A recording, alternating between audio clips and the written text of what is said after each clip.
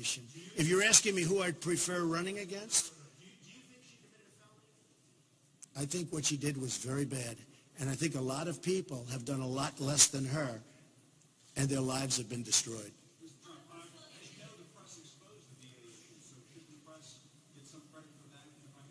Oh, I think that's fine. I think that's fine. Hold it. Go ahead. Go ahead. Wait.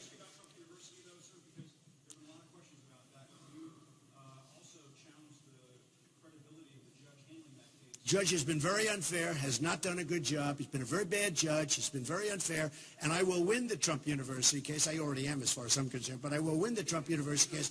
This is because I don't care. Because you know what? Why antagonist? Because I don't care.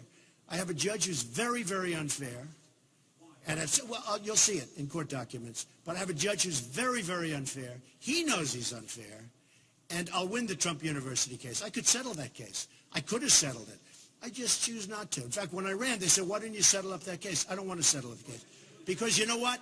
Because I'm a man of principle. And most of the people that took those courses have letters saying they thought it was great, essentially.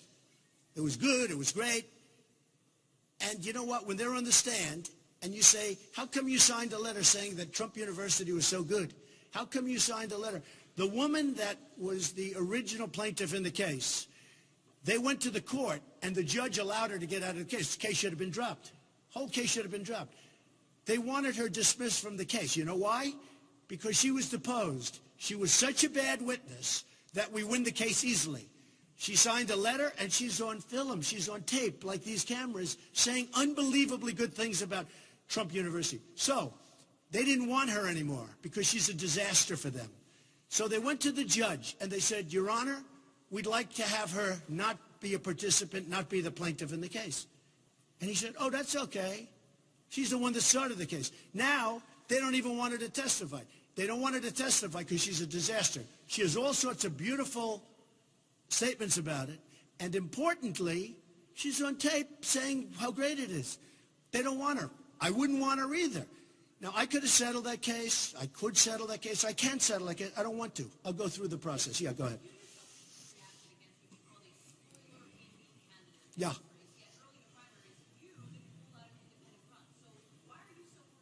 Because we're down the line. Because we're down the line, and the fact that is you can't win as an independent. For the most part, you can't even get on Texas and various other states now. It's too late. But Texas is out. So but here's what happens. What happens is you will not have, and very importantly, you will not have Supreme Court justices. You're going to lose. You could have as many as 4 or 5. That's over. Now, Kristol's the one he's the last one. Don't forget. He said Trump will never run. You know, the guy's not a smart person. He said Donald Trump will never run. Remember? Do you remember? I actually blame you. Why do you put this guy on television? I see him on the different shows. He's got no credibility. Said I won't run. If I run, I won't do well. If I do well, it's this and that. He looks like such a fool. I saw him on one show. He's practically crying because he can't justify it. Now he comes out with a tweet over the weekend, over Memorial Day weekend. It sounds like he's going to put somebody up. Even I thought it. I thought, oh, they're going to find some indie. Now he comes out with something saying he was almost kidding. Okay? Let me tell you. These people are losers. He's trying to make you, he's trying to drive you guys a little bit nuts. If they do an indie, assuming it's decent, which I don't think anybody with a reputation would do it because they'd look like fools. But what you're going to do is you lose the election for the Republicans, and therefore you lose the Supreme Court. Therefore, you will have a group of people put on the Supreme Court where this country will never, ever recover. It will never, ever be the same.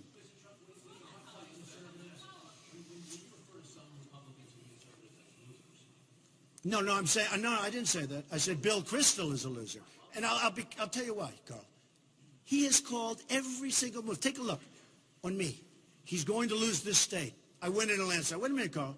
I didn't say everybody. Many, but I didn't say everybody.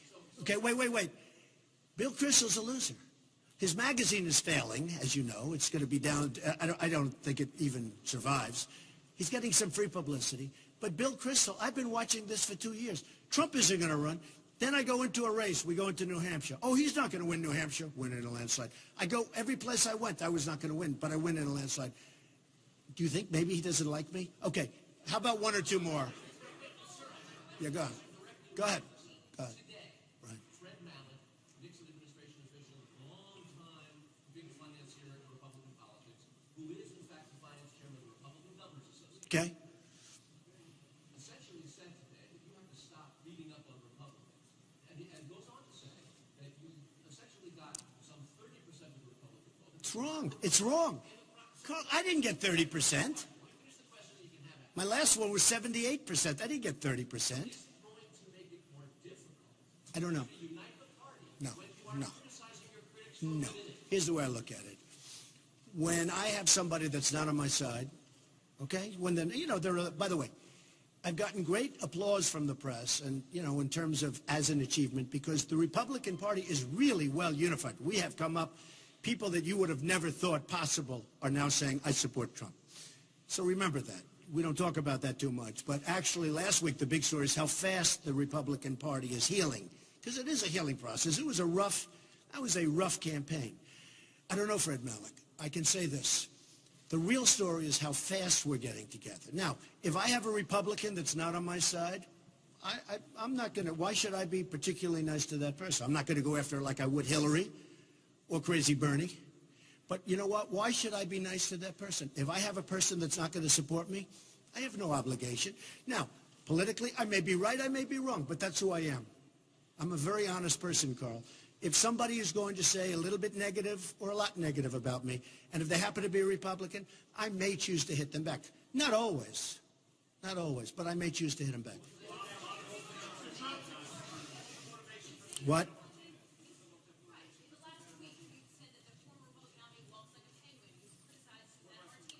I'm not a fan of Mitt Romney. Mitt Romney lost an election that he should have won.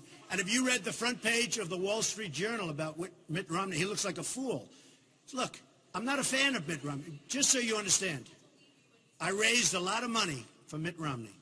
I made robocalls for him, made speeches for him. He let us down. If you read the front page of the Wall Street Journal this weekend, Mitt Romney looks like a fool. Now, why would I say good about Mitt Romney? She was not nice, and I was fine, just a little bit of a jab, but she wasn't nice, and you think I'm going to change? I'm not changing, including with her. Go ahead, one more question. Bob Dole is a fan of mine. Bob Dole endorsed me, so don't tell me about Bob Dole.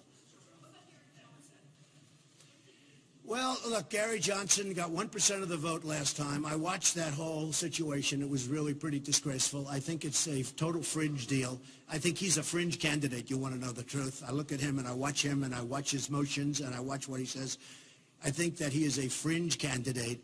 And your second, Weld, is, when you do a little research on that, I think it's not going to be a factor. Okay? Yeah.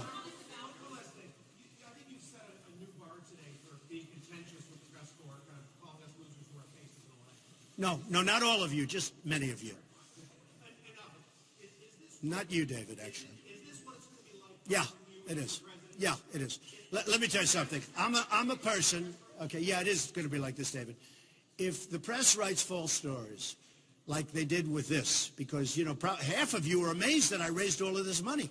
If the press writes false stories, like they did where I wanted to keep a low profile. I didn't want the credit for raising all this money for the vets. I wasn't looking for the credit. And by the way, more money is coming in. I wasn't looking for the credit. But I had no choice but to do this because the press was saying I didn't raise any money for them. Not only did I raise it, much of it was given a long time ago. And there is a vetting process, and I think you understand that. But when I raise almost $6 million, and probably in the end we'll raise more than 6 because more is going to come in and is coming in. But when I raise $5.6 million as of today, more is coming in. And this is going to phenomenal groups. And I have many of these people vetting the people that are getting the money and working hard. And then we have to read probably libelous stories, or certainly close, in the newspapers. And the people know the stories are false. I'm going to continue to attack the press. Look, I find the press to be extremely dishonest. I find the political press to be unbelievably dishonest. I will say that. Okay, thank you all very much. Thank you. Thank you very much.